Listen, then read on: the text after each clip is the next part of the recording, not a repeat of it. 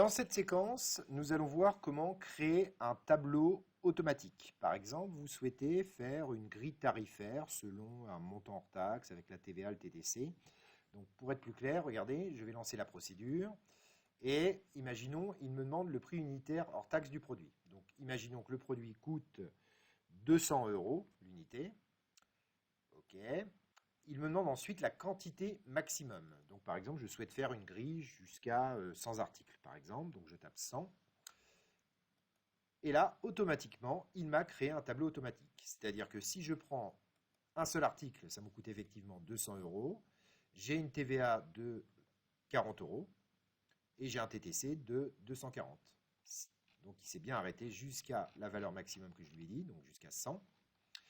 Et donc, à chaque fois, il me calcule bien la TVA et le TTC. Alors, on verra dans la prochaine vidéo comment mettre des libellés au-dessus.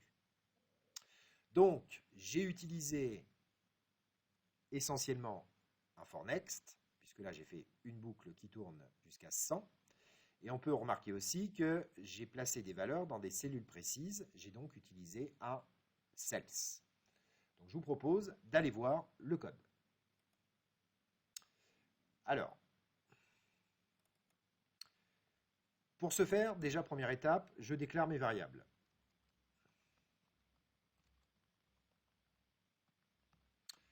Petit rappel, le prix unitaire hors taxe, c'est bien du monétaire, on le met en currency. La quantité maximum, on va voir tout à l'heure, c'est important, c'est si par exemple, on souhaite faire une grille jusqu'à 1000, 1000 lignes, 3000 lignes, etc. Donc je l'ai appelé quantité maximum. Je l'ai mis en integer, puisque pareil, c'est un nombre entier. Le total hors taxe par ligne. La TVA, toujours par ligne, et le TTC par ligne. Et enfin, le compteur pour faire ma boucle. Donc, première chose, je demande le prix unitaire du produit. Donc j'alimente bien ma variable prix unitaire hors taxe. Et là, très important, vous allez voir, ça va me servir la quantité maximum. Ça va me servir pour ma boucle for next. Donc là, je demande la quantité maximum.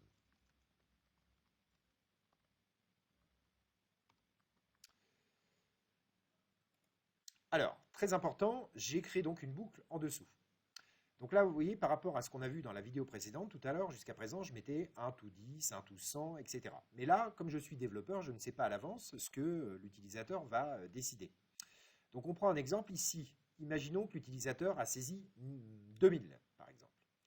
Eh bien, en fait, ce que va faire VBA, même un exemple, eh bien, ce qu'il va faire, VBA, il va prendre la valeur de QTE max et la remplacer ici. Donc, en gros, c'est ce que va faire VBA, il va tout simplement marquer compteur égale 1 to, par exemple, 2000. Si j'ai tapé, évidemment, 2000 ici. Donc, ma boucle, elle va tourner ici 2000 fois. Donc, on est bien d'accord que cette variable-là, d'accord, ce sera la valeur qui aura été saisie dans le input box ici. Donc, on a bien le next, pensez bien, dès qu'on met un for, il faut penser à mettre un next. Ensuite, on revoit tout à l'heure ce qu'on a vu, le fameux cells. Vous vous souvenez tout à l'heure, dans une des séquences, on a vu que le X, ici, correspond au numéro de ligne. On est bien d'accord qu'au premier passage de la boucle, compteur va être égal à 1. Donc, ce que va faire Excel, au premier passage, comme tout à l'heure, il va écrire cells, il prend la valeur de compteur, qui est égale à 1 au premier passage. Donc, il va écrire 1, virgule, donc là je suis ligne 1, première colonne, A. Et là, il va prendre la valeur de compteur, c'est-à-dire point value égale 1. Donc, en gros, si je reviens dans la feuille Excel, vous voyez, ça correspond à ça. Je suis bien ligne 1, colonne 1, et il a mis la valeur de compteur. On va faire un autre exemple au deuxième passage de la boucle. Toujours pour cette ligne-là. Au deuxième passage, et bien ce qu'il va faire, on est d'accord que compteur sera égal à 2. Donc il va faire cells 2,1 point value égale 2. Toujours, voilà. Donc, en gros, ça correspond à ça. Donc, on est bien ligne 2, colonne 2. D'accord, ligne 2, colonne 1, pardon. Ligne 2, colonne 1. Okay, et il met la valeur qui est égale à 2. Donc il met bien ici 2. Donc là, il va faire ça jusqu'à, par exemple, 1000. Ensuite, après, on va calculer le total hors taxe. Donc en gros, le total hors taxe, c'est cette colonne-là. Donc pour le total hors taxe, on va avoir besoin de la valeur de compteur fois le prix unitaire qui a été saisi ici. Donc si on fait un exemple, au premier passage de la boucle, toujours, premier passage. Donc là, dans l'exemple, j'avais pris 200 € le produit. Donc ici, ce qu'il va faire, il va dire, ben voilà, le total hors taxe, il est égal à la valeur de compteur. Donc au premier passage, je vous rappelle, il sera égal à 1, le compteur, fois, et comme j'ai saisi 100 comme prix unitaire, ici, prix unitaire hors taxe, il va faire fois 100. Voilà. Donc là, on aura, par exemple, total sera égal à 100 au premier passage. Au deuxième passage de la boucle, il va marquer total hors taxe égale 2 fois 100. Alors après, c'est exactement comme là-haut. On va rester toujours dans le premier passage. Pour afficher le total hors taxe ici, on fait exactement pareil. Donc c'est exactement la même chose que tout à l'heure. Donc toujours au premier passage de la boucle. Il va écrire sales 1,2. Alors 2 parce que là je vais dans la colonne B. Point value égale, et on imagine donc que j'ai saisi 100, il va taper donc 100. Donc là on voit bien, ici regardez, on a bien, enfin non c'est 200, j'avais mis 200, pardon, 200, ok, voilà. Alors là par contre, dans mon exemple, comme prix unitaire j'ai mis 200, pardon, et là dans mon exemple j'ai mis 100. Bon, à la limite, je peux faire ça, si ça peut vous aider mieux, voilà, comme ça sera plus clair, voilà. Donc ici, voilà. Alors après, c'est la même chose, on calcule la TVA. Donc la TVA, c'est une formule simple comme on a vu dans les précédents tutos. La TVA, elle est égale au total hors taxe, donc à cette formule-là, le résultat de cette formule-là, fois 0,20. Donc je vous rappelle, on ne peut pas mettre 20%, vous aurez un message d'erreur, il faut mettre 0 point. J'insiste sur le point, mais pas de virgule. D'accord? Alors, pareil, si je veux mettre la TVA, ici, c'est la même chose. Donc là, sales, 1,3, puisque nous sommes bien ligne 1, colonne 3. D'accord? Et là, point value, la valeur, je mets le montant de la TVA. Alors, juste un dernier petit exemple au deuxième passage, juste pour comprendre. Donc là, je l'avais fait ici. Là, par exemple, ici, au deuxième passage. Donc, c'est-à-dire que ça va être là la TVA ici. Et le hors taxe. Donc, au premier passage, on l'a calculé. Ici, il fait 200, machin, etc. Maintenant, on va faire ici. Donc, au deuxième passage de la boucle, vous êtes d'accord que compteur est égal à 2. Donc, ici, au deuxième passage,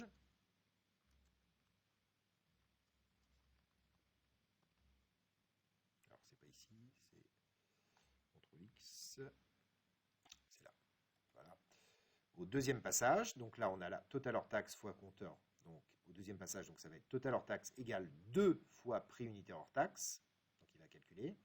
Et là, c'est là que c'est important. Au deuxième passage,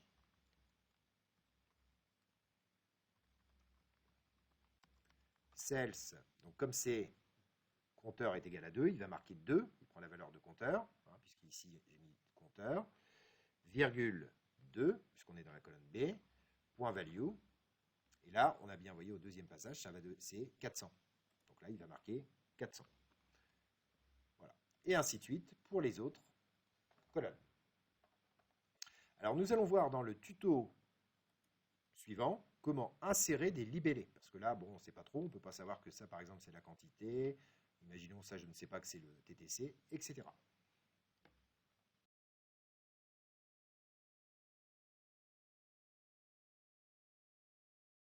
Dans cette séquence, nous allons voir comment créer un tableau automatique. Par exemple, vous souhaitez faire une grille tarifaire selon un montant hors taxe avec la TVA, le TTC. Donc, pour être plus clair, regardez, je vais lancer la procédure. Et imaginons, il me demande le prix unitaire hors taxe du produit. Donc, imaginons que le produit coûte 200 € l'unité. OK. Il me demande ensuite la quantité maximum. Donc, par exemple, je souhaite faire une grille jusqu'à 100 articles, par exemple. Donc, je tape 100. Et là, automatiquement, il m'a créé un tableau automatique. C'est-à-dire que si je prends un seul article, ça me coûte effectivement 200 euros. J'ai une TVA de 40 euros et j'ai un TTC de 240. Donc il s'est bien arrêté jusqu'à la valeur maximum que je lui ai dit, donc jusqu'à 100. Et donc à chaque fois, il me calcule bien la TVA et le TTC. Alors on verra dans la prochaine vidéo comment mettre des libellés au-dessus. Donc j'ai utilisé essentiellement un for next, puisque là j'ai fait une boucle qui tourne jusqu'à 100. Et on peut remarquer aussi que j'ai placé des valeurs dans des cellules précises. J'ai donc utilisé un cells. Donc je vous propose d'aller voir le code. Alors, pour ce faire, déjà première étape, je déclare mes variables.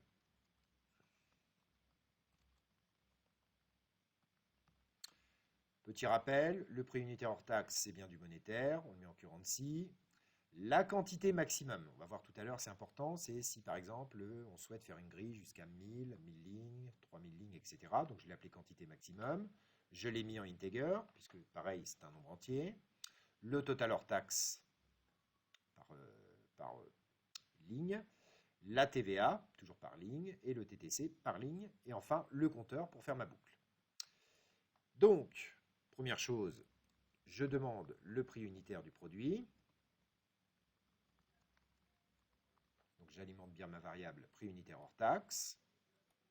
Et là, très important, vous allez voir, ça va me servir la quantité maximum. Ça va me servir pour ma boucle for next. Donc là, je demande la quantité maximum.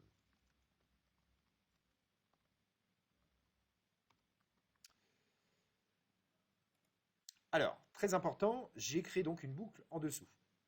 Donc là, vous voyez, par rapport à ce qu'on a vu dans la vidéo précédente, tout à l'heure, jusqu'à présent, je mettais 1 to 10, 1 to 100, etc. Mais là, comme je suis développeur, je ne sais pas à l'avance ce que l'utilisateur va décider. Donc on prend un exemple ici. Imaginons que l'utilisateur a saisi 2000, par exemple. Eh bien, en fait, ce que va faire VBA, vraiment un exemple, eh bien, ce qu'il va faire, VBA, il va prendre la valeur de QTE max et la remplacer ici. Donc en gros, c'est ce que va faire VBA, il va tout simplement marquer compteur égale 1 to, par exemple, 2000. Si j'ai tapé évidemment 2000 ici. Donc ma boucle, elle va tourner ici 2000 fois. Donc on est bien d'accord que cette variable-là, d'accord, ce sera la valeur qui aura été saisie dans le input box ici. Donc on a bien le next, pensez bien, dès qu'on met un for, il faut penser à mettre un next. Ensuite, on revoit tout à l'heure ce qu'on a vu, le fameux cells. Vous vous souvenez tout à l'heure, dans une des séquences, on a vu que le X, ici, correspond au numéro de ligne. On est bien d'accord qu'au premier passage de la boucle, compteur va être égal à 1. Donc, ce que va faire Excel, au premier passage, comme tout à l'heure, il va écrire cells, il prend la valeur de compteur, qui est égale à 1 au premier passage. Donc, il va écrire 1, virgule, donc là je suis ligne 1, première colonne, A. Et là, il va prendre la valeur de compteur, c'est-à-dire point value égale 1. Donc en gros, si je reviens dans la feuille Excel, vous voyez, ça correspond à ça. Je suis bien ligne 1, colonne 1, et il a mis la valeur de compteur. On va faire un autre exemple au deuxième passage de la boucle. Toujours pour cette ligne-là. Au deuxième passage, et bien ce qu'il va faire, on est d'accord que compteur sera égal à 2. Donc il va faire cells 2,1 point value égale 2. Toujours, voilà. Donc, en gros, ça correspond à ça. Donc, on est bien ligne 2, colonne 2. D'accord, ligne 2, colonne 1, pardon. Ligne 2, colonne 1. Okay, et il met la valeur qui est égale à 2. Donc, il met bien ici 2. Donc là, il va faire ça jusqu'à, par exemple, 1000. Ensuite, après, on va calculer le total hors taxe. Donc, en gros, le total hors taxe, c'est cette colonne-là. Donc, pour le total hors taxe, on va avoir besoin de la valeur de compteur fois le prix unitaire qui a été saisi ici. Donc, si on fait un exemple, au premier passage de la boucle, toujours, premier passage, Donc là, dans l'exemple, j'avais pris 200 € le produit. Donc ici, ce qu'il va faire, il va dire, ben voilà, le total hors taxe, il est égal à la valeur de compteur. Donc au premier passage, je vous rappelle, il sera égal à 1, le compteur, fois, et comme j'ai saisi 100 comme prix unitaire, ici, prix unitaire hors taxe, il va faire fois 100. Voilà. Donc là, on aura, par exemple, total sera égal à 100 au premier passage. Au deuxième passage de la boucle, il va marquer total hors taxe égale 2 fois 100. Alors après, c'est exactement comme là-haut. On va rester toujours dans le premier passage. Pour afficher le total hors taxe ici, on fait exactement pareil. Donc c'est exactement la même chose que tout à l'heure. Donc toujours au premier passage de la boucle. Il va écrire sales 1,2. Alors 2 parce que là je vais dans la colonne B. Point value égale, et on imagine donc j'ai saisi 100, il va taper donc 100. Donc là on voit bien, ici regardez, on a bien, enfin non c'est 200, j'avais mis 200, pardon, 200, ok, voilà. Alors là par contre, dans mon exemple, comme prix unitaire j'ai mis 200, pardon, et là dans mon exemple j'ai mis 100. Bon, à la limite, je peux faire ça, si ça peut vous aider mieux, voilà, comme ça sera plus clair, voilà. Donc ici, voilà. Alors après, c'est la même chose, on calcule la TVA. Donc la TVA, c'est une formule simple comme on a vu dans les précédents tutos. La TVA, elle est égale au total hors taxe, donc à cette formule-là, le résultat de cette formule-là, fois 0,20. Donc je vous rappelle, on ne peut pas mettre 20%, ça va, vous aurez un message d'erreur, il faut mettre 0 point. J'insiste sur le point, mais pas de virgule. D'accord? Alors, pareil, si je veux mettre la TVA, ici, c'est la même chose. Donc là, sales, 1,3, puisque nous sommes bien ligne 1, colonne 3. D'accord? Et là, point value, la valeur, je mets le montant de la TVA. Alors, juste un dernier petit exemple au deuxième passage, juste pour comprendre. Donc là, je l'avais fait ici. Là, par exemple, ici, au deuxième passage. Donc, c'est-à-dire que ça va être là la TVA ici. Et le hors taxe. Donc, au premier passage, on l'a calculé. Ici, il fait 200, machin, etc. Maintenant, on va faire ici. Donc, au deuxième passage de la boucle, vous êtes d'accord que compteur est égal à 2. Donc, ici, au deuxième passage,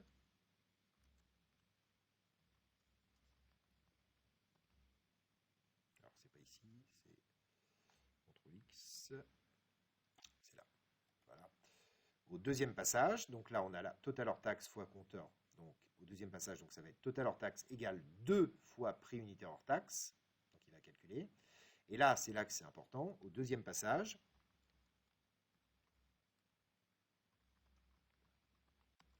sales, donc comme c'est compteur est égal à 2, il va marquer 2, il prend la valeur de compteur, hein, puisqu'ici j'ai mis compteur, virgule 2, puisqu'on est dans la colonne B, point value, et là on a bien voyé au deuxième passage, c'est 400. Donc là il va marquer 400. Voilà. Et ainsi de suite pour les autres colonnes. Alors nous allons voir dans le tuto suivant comment insérer des libellés. Parce que là, bon, on ne sait pas trop, on ne peut pas savoir que ça, par exemple, c'est la quantité. Imaginons ça, je ne sais pas que c'est le TTC, etc.